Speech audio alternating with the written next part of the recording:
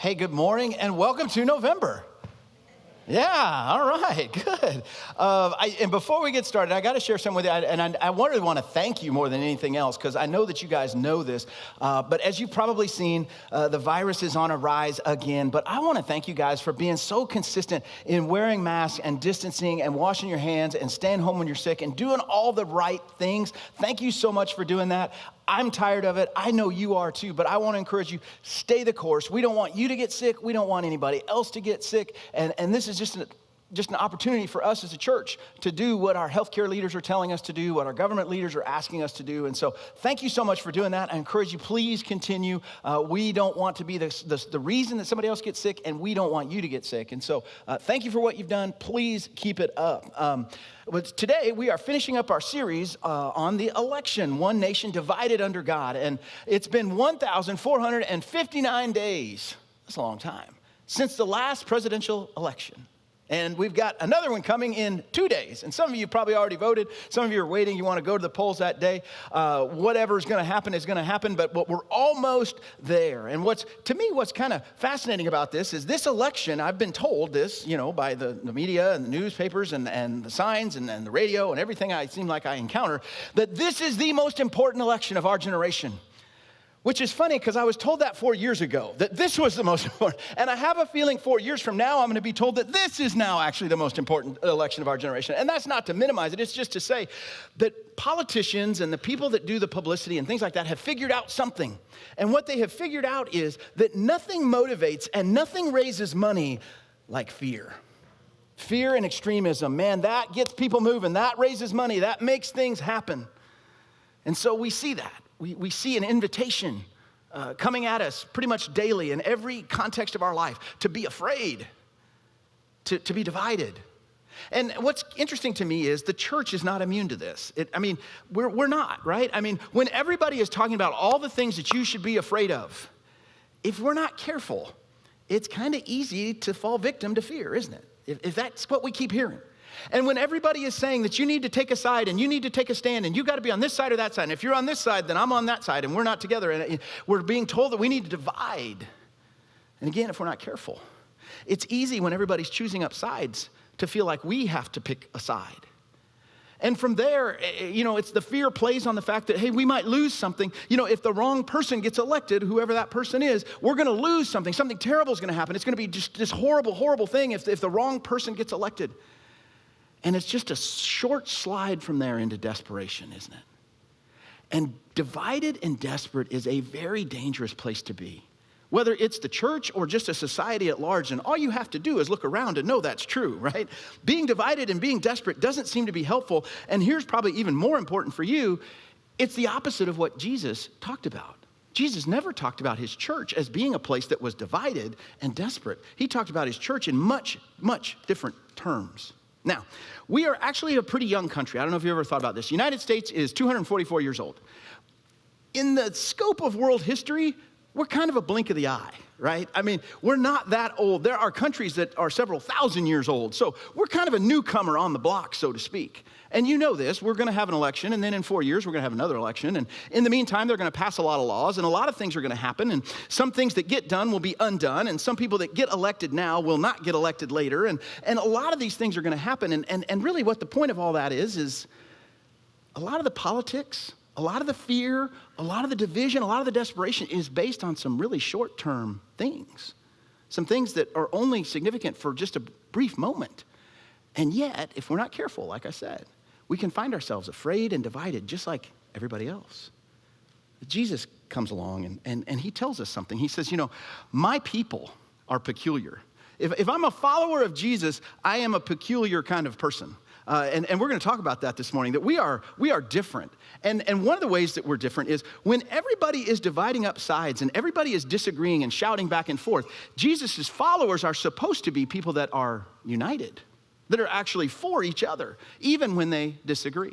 And not only that, but we're also hopeful people. Even in difficult days, even in a time where things are not going well and people are struggling, that Jesus says, my followers are actually very hopeful people. Because united and hopeful is also a very dangerous combination. But it's dangerous in a much, much different way. It's beautiful, it's powerful, and here's what we've seen. If you're willing to look at the history of the church over the last 2,000 years, when the church has been united, when the church has been hope-filled, they have thrived no matter what government they were under. They've actually done really well, united and hopeful, regardless of what's happening around them. And Jesus says, that's my people. That's the church. That's you and I, the gathered people that follow Jesus, united and hopeful, stands up under any kind of government, any kind of leader. And so what's going to happen is you're going to have an opportunity. You're going to have an opportunity to make a decision. And I'm encouraging you, I'm challenging you, I'm inviting you to make a decision to get in the right line and to get behind the right leader. You see, it's important what we choose here because as followers of Jesus, we're not going to win or lose an election. We're not. We don't win or lose the election. We win or lose based on the direction that we choose. How we respond, the way we conduct ourselves is actually much, much more important than how the election turns out. And so Jesus talked about this, and we're going to look at specifically how it plays out in some people's lives today. And one of the guys we're going to look at, the main guy we're going to look at, his name is Peter. And Peter lived under a very oppressive government. Peter had a hard life, and we're going to kind of dig into that a little bit. But in the middle of all that, he found that there was something that set his direction, that changed everything for him. And he sat down and he wrote to his friends and he said, look, here's what I've discovered and here's what I think will help you. When you're in that situation where things aren't clear, where you're not sure what the government's doing, when you're not sure what the future looks like, here's some direction that you need. Here's some things that you can cling to. And so as we look at this, I want to kind of back up though, because his friend wrote something down. His friend Paul wrote something down that I think shaped Peter's mind and shaped the way Peter saw the world. Because Peter knew from experience. See, he lived with Jesus for 3 years. He followed him around every day of every week, of every month for 3 years. And he saw there was something different about Jesus. And it was proven. It wasn't something that, I heard a story, or, other people said, or, this is what it's supposed to be. He actually saw it happen. He saw Jesus. And as he watched Jesus, he came to this conclusion. And I think this is what sustained him. And it's actually from Colossians chapter 1. And you don't have to turn there. We're going to put it on the screen because we're going to be working out of 1 Peter. But in Colossians, he says something very important to us. And we need to understand it. He's talking about Jesus. And he says, for in him, and he's talking about Jesus, all things, not some things, not most things, all things were created in heaven. Everything you see above you, on earth, everything you see around you, things visible, the things you can see, things invisible, the things you can't see. All these things were created by him, whether thrones or powers or authorities or rulers or authorities, all things have been created through and for him. He is Jesus before all things, and he, Jesus, in him all things hold together. See, Peter saw this. He saw this happen. And so when the government changed or the rulers changed or things changed around him, he didn't panic. Because he knew Jesus was in control. He had seen Jesus beat death. He says, look, if you can beat death, I'm not real worried about what everybody else is doing. If you can beat death, I'm going to line up behind you. The guy that beats death, I'm going to go with him every time. Regardless of what's going on around me, I'm going to follow him. And that's exactly what Peter had done. Now, Peter's story, like I said, is just fascinating. And if you've got a Bible or you want to follow along in the app, we're going to be in 1 Peter chapter 2. And what we see is in Peter's life is really pretty amazing to me. If you back up and think about it, Peter lived, like I said, under an oppressive government, a government that was brutal, that actually taxed people into poverty. In Peter's day and time, the quickest way to get rich and to have any kind of control was to get into the government. If you could get into the government, you would automatically become wealthy. You would automatically become powerful because they took advantage of everybody else. And so that was the government Peter lived under. But Peter also lived under this official religious system. And this religious system actually abused people and made it hard for people to have a relationship with God. They actually worked against people having a relationship with God. And those are the two systems that Peter knew every day of his life. A government that's trying to crush me and a religious system that's actually blocking me from God. And then, like I said, he meets Jesus. And he begins to follow Jesus. And he is one of the core followers of Jesus. Now, I don't know what your world is like. Some of you probably got that uncle or that cousin or that friend that, you're here politically and they're way over there, right? And they see the world different than you do. And you guys argue, and sometimes you argue, or sometimes you just kind of roll your eyes or whatever the situation. We've all got them, whether it's your family or your friends or whatever. I guarantee you, Peter's situation was a little more intense. Because Peter was in this group of 12 guys, and you know who else was in this group of 12 guys? One of the guys in this group, his name was Matthew. Matthew was a tax collector for the government that had been taxing everybody into poverty. He was one of the 12. He was one of the guys that Peter actually walked around with, slept in the same spot, ate his meals with, listened to Jesus, took care of different things that were going on around Jesus. He was with Matthew every day, and Matthew was one of the guys that worked for the government that had taxed Peter into poverty. There was another guy. His name was Simon, and he had a nickname. He was Simon the Zealot, which you're like, what does that mean? Think of it this way, Simon the Revolutionary. Simon was a guy, and he was called the Zealot because he was passionate about a violent overthrow of the government. The only way we're ever gonna fix this is to kill the Romans and take over ourselves. That is where he operated from. So you got one guy that's a tax collector for the government. You got another guy that says, hey, I think we should kill everybody and take over ourselves. And then he also had a set of brothers named James and John around him. And you know what James and John did when people weren't friendly? When people said, hey, you're not welcome here, they went up to Jesus and said, hey, Jesus, they're not letting us in this town. How about we call down fire on them and burn them all up? That's a little extreme, don't you think? They're not welcoming us, so let's kill them all. This is who Peter is rubbing shoulders with every day. You work for the government, you want to overthrow the government, and you're willing to kill anybody that doesn't go along with you. This is the group, right? So whatever your situation is, Peter's was really, really intense. And in the middle of this, he gives some really good direction. He says, when things aren't clear, when the government's doing all kinds of crazy stuff, when people are afraid and they're dividing up, here's some direction. Here's some things you need to know. And what I love about it is he doesn't just give us a list of to-dos. He starts out at the very beginning. It's just masterful. He says, this is who you are. If you're a follower of Jesus, this is your identity. And then once he understands your identity, he says, this is why we do what we do. We actually have a purpose. We have a mission, and it's much bigger than a government or politics or anything like that. And then he talks about, and here's what it practically looks like. Here's how it works itself out. So if you've got a Bible, we're in 1 Peter chapter 2. And we're going to start in verse 9. And I'm going to ask you to do something we don't normally do. If you're online, I'm going to ask you to do the same thing. I want you to just hear this. And I know sometimes it's easy to get distracted, and nobody's going to touch you. Nobody's going to do anything. I'm not going to try to trick you. But I want you to just close your eyes for a minute. And I want you to really hear this description of who you are if you're a follower of Jesus. So just kind of block out all your distractions for a minute. Just close your eyes and listen to this description. But you are a chosen people, a royal priesthood, a holy nation. You are God's special possession, that you might declare the praises of him who called you out of darkness into his wonderful light. Once you were not a people, but now you're the people of God. Once you had not received mercy, but now you have received mercy from God. Okay, look at me. That's who you are, right? And I know it's hard.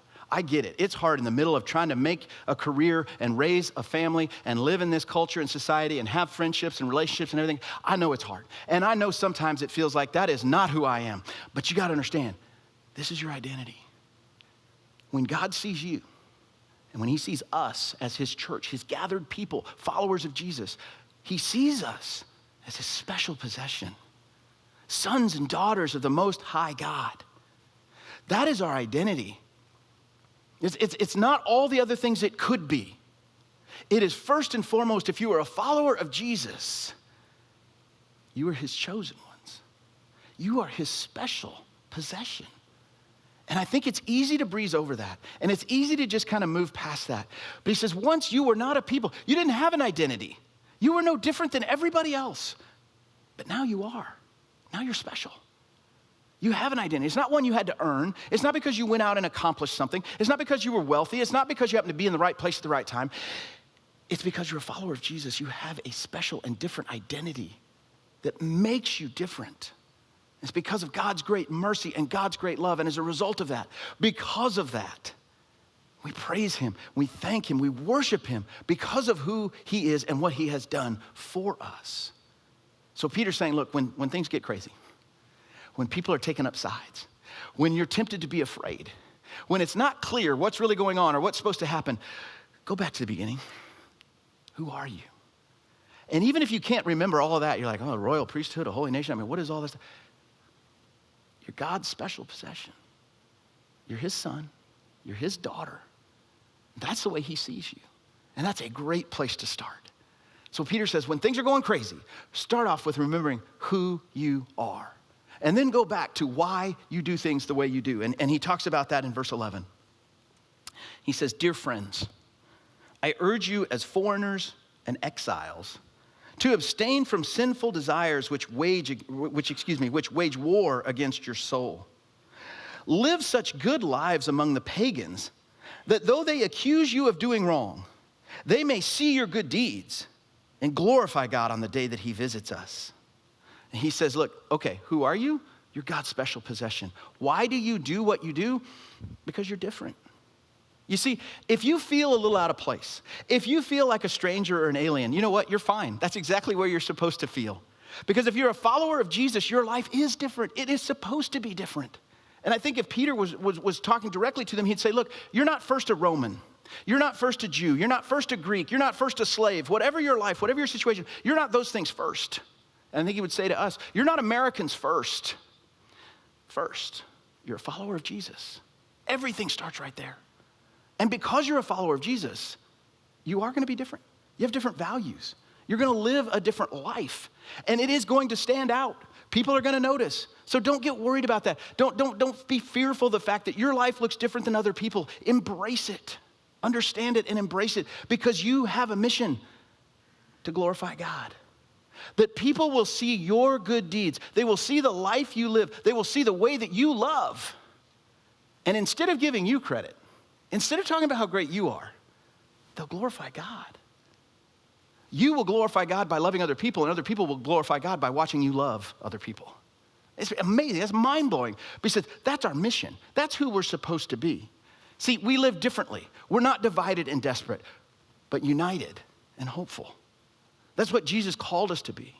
He says, when everybody else is going this way, you go that way. When everybody else is afraid, you be confident. When everybody else is dividing up, you be united. When everybody else is desperate, you be hopeful. Not because you're just gonna make yourself do it. It goes back to who you are. Because you're God's son, you're God's daughter. You're his special chosen possession. I don't have to do things the way everybody else does. I don't have to have the same values that everyone else has. I'm different. And it's not because of me, it's because of God's great love for me and the mercy that he's shown me. It has made me different. Now that you know who you are, now that you know what your life is about, bringing glory to God, now Peter starts to talk about, well, here's what you do. Here's what this looks like in everyday terms. He says it this way in verse 13. He says, submit yourself for the Lord's sake. That's very important. For the Lord's sake, to every human authority, whether to the emperor as the supreme authority, or to governors who are sent by him to punish those who do wrong and command those who do right. For it is God's will that by doing good you should silence the ignorant talk of foolish people. Sounds a little insulting almost. He says you're going to silence the ignorant talk of foolish people. Verse 16, live as free people. Now, you got to understand, a lot of the people that Peter wrote to were slaves. They were slaves. Somebody else owned them. This isn't freedom in terms of, well, I live in a free country or I can do whatever I want. He's talking to them as free people that have been set free by Christ. Live as free people. And he goes on, but do not use your freedom as a cover-up for evil. Live as God's slaves. Show proper respect to everyone. Love the family of believers. Fear God. Honor the emperor. I mean, he gives it very, very specific. He says, you need to silence the foolish talk of ignorant people. And like I said, that almost sounds a little bit insulting, but really what he is saying is this. Because you live a different life, because you have a different identity, because you have a different purpose, there are going to be times, there are going to be people that look at you and they don't understand. And they don't agree with you, and they mock you, or they even make things hard for you. And he says, the way you silence that is not by fighting back, not by winning the debate, or proving that you're right, or getting in your shots. You silence that talk by loving people so well that they can't deny there's something different about you. I don't agree with you. I don't believe what you believe, but my goodness, you are so consistent. You keep loving other people so well and so consistently, I don't know what to do with you. That That's what it looks like to follow Jesus. That's the direction that Peter is encouraging us to choose. And in Peter's day, and shortly after Peter's day, and his generation that followed him, you know what the Christians were known for? Because like I said, most of them were poor, most of them were slaves, many of them had lived life on the run, a lot of them had really not much going for them. But here's what they were known for. When there was a famine, it was the Christians that always shared their food. When there was something going on in the community, the Christians were for their neighbors and for the people that lived around them, even if they weren't believers. And so often it was the Christians who helped build the public spaces in so many Greek and Roman cities. They did it for free. They did it as volunteers to help their city. They did super practical things like widening roads so that people could get by and get access to their homes and their shops. They found ways to get water flows to people's farms that didn't have any water on their farm. They took care of the sick. They brought in the orphans. In Roman and Greek culture, it wasn't uncommon. If somebody had a baby that they didn't want or they felt like there was something wrong with it, they called it exposure. They would simply put the baby out in the woods and leave it. And the Christians would go around every night and check the woods and take the babies home and take care of them. See, they were so consistent in their love for others, and here's what's amazing to me. They didn't do that instead of telling them about Jesus. They told them about Jesus as they loved them. And it came to the point where they said, we don't know what to do with these people. There are actually official copies of Roman government documents where Roman leaders and authorities are basically saying, we don't know what to do with these Christians. Everybody likes them because they're so good, but we don't like them because they keep undermining our authority. And what they meant by that, it wasn't that Christians were forming some kind of revolt. They wouldn't worship the Roman gods. And they're like, these people are a problem because they won't do what we're telling them to do, but we really can't do anything about them because they keep loving people so much that if we do something against them, they're going to get mad at us. They had won that reputation. That we are going to love you like Jesus, and we are going to tell you about Jesus, and you can't stop us even if you disagree with us because we are united and we are hopeful. And then he gives just some very, very specific directions. He says, respect everyone. How do you do this? You respect everyone. You respect everyone. Even the people that disagree with you. And let's back that up. How hard is it to respect somebody that agrees with everything you say? Well, they're a really smart person, right? I mean, they're a great person. They agree with me all the time. No, you respect everyone, even the people that disagree with you. Even more so the people that disagree with you. In the way you talk to them, in the way you post, in the things that you say, the way you interact with them, even when you're disagreeing with them, you respect them. And here's another way to see that. You see the image of God in them. It doesn't mean they're living a life that honors God. It doesn't mean they're pursuing good and great things and following Jesus well. It just means that I see you, and in you I see the image of God, and therefore I have to respect you. I may not respect the choices you're making. I can't really get on board with what you believe and what you're doing. But in you, I see the image of God, and that is worthy of respect. You respect everyone. And then he says you love the believers, that family. That special group, those ones that follow Jesus, those called out ones. He says you love other believers. Again, it's so easy to love people as long as they all shake their head yes when I say yes and shake their head no when I say no. Love doesn't really show up until there's a disagreement, does it? I mean, until then, it's basically just being nice. You love each other. You say, but Pastor, there's people in our church that they're not going to vote the right way on Tuesday. You know what? You can disagree with them, but you love them because they think the same thing about you. There's people in our church that aren't going to vote the right way on Tuesday, and I love them anyway. Love one another. We're united, and we're hopeful. It doesn't mean we agree on everything. Of course not. That's uniformity. That's a whole other thing. United means even though we disagree, you can never question the fact that we love each other. That's what a united and hopeful church looks like. So we love the believers, and then we fear God. We fear God. Exactly what he talked about in Colossians. We step back and we realize, look, Jesus is in charge. Jesus is in control. Jesus didn't cut me off. He doesn't cut other people off, and he's in charge, and I'm going to trust him. And you know what? Jesus is not going to be any less in control on Wednesday, regardless of what happens on Tuesday, than he is today. Nothing is changing in that regard. I don't know who's going to win, but I know that Jesus is still going to be in control. And that's what it looks like to fear God, to live under that confidence that he is in charge. And he sees me, and he knows, and I'm his son, I'm his daughter, and I can trust him. You fear God. And then finally, he says respect. He says honor the emperor. Honor the emperor. The emperor, when Peter wrote this, his name is Nero. Nero was even the most kind descriptions of Nero is he was terrible. He was a tyrant. He was violent. He was manipulative. He was unbalanced. And I don't care what you think of Joe Biden or Donald Trump, they don't hold a candle to Nero. Nero had his mother killed for not supporting him well enough. Nero burned part of Rome to clear space to build his palace because he couldn't get the people to move. So he burned down their homes, burned down their businesses, and burned down their neighborhoods to clear the space. People died. He burned it down so he could build a bigger palace. And then he turned around and he blamed the Christians. He said, oh, the Christians did it. And then when he saw that people responded well to that they started to hate the Christians, he began to persecute Christians. Even though they had this reputation for doing good, and I don't tell you this to freak you out, but he would arrest Christians, he would have them tied to poles, he would raise the poles up in the air, he would cover them with animal fat, and he would light them on fire alive to light up his garden at night so he could see. He was unbalanced, he was deranged, he ultimately killed himself, committed suicide. And most historians believe that Nero was the emperor that had Peter executed. This was not a good guy. And in spite of all of that, which Peter probably knows a lot of this, he says, honor the emperor. Honor the president. If you want to put it in today's terms, regardless of who it is. Because of who they are? No. He already addressed that. He said, for the Lord's sake. Because of who you are, because of who God is, because of the mission that you have, you can't allow yourself to get into a place where you're taking up sides and you're dividing and you're being fearful instead of being united and hopeful. So Peter says there is a direction, and it's different than the direction everybody else is taking. But it makes a massive, massive difference. Don't get hung up on the short term. You know this. We're going to elect somebody else in another 4 years or 8 years or whatever it's going to be.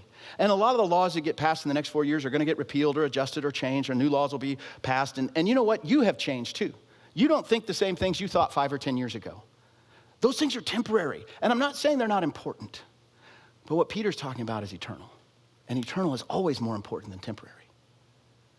It's like I said earlier, followers of Jesus have flourished under every type of government for the last 2,000 years. Last 2,000 years, 10 times longer than the United States has even existed.